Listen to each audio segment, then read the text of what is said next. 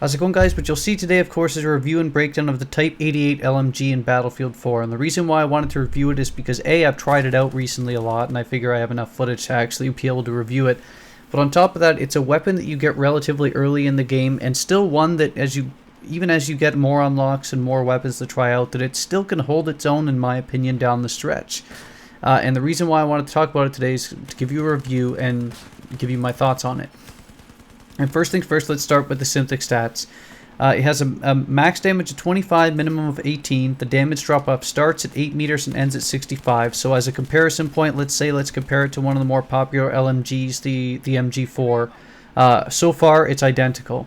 The rate of fire is 700 rounds per minute, which is slightly below average, maybe about average actually. And compared to the MG4's is 800, so it's a bit slower, but at 700 is still no fire rate to have a big issue with. Magazine size is 200, which is a big plus. You will not have to be reloading this thing very often, but that's a good thing because the reload time for this weapon is 7 seconds.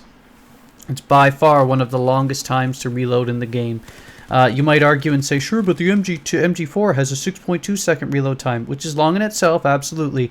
The thing is, though, 0.8 seconds is nearly a full second longer, and you tell me playing in a match like Operation Metro or even a domination type where it's sort of congested infantry maps that an extra second reload time isn't a big deal. In terms of recoil, though, the MG4 has quite, the Type 88 has quite an advantage. In terms of vertical recoil, it's only 0.28 versus the MG4's 0.4, so it recoils up a lot less. And in terms of horizontal recoil, it's both at 0.35 left and 0.35 right. So again, take it as you will, bad or good. The lack of a signature in one direction, for good or for bad, is basically what it's about. And the first shot recoil multiplier is low and tied with the MG4 at 1. So, which is a good segue to tell you about the basic overall attachments I'd use for it.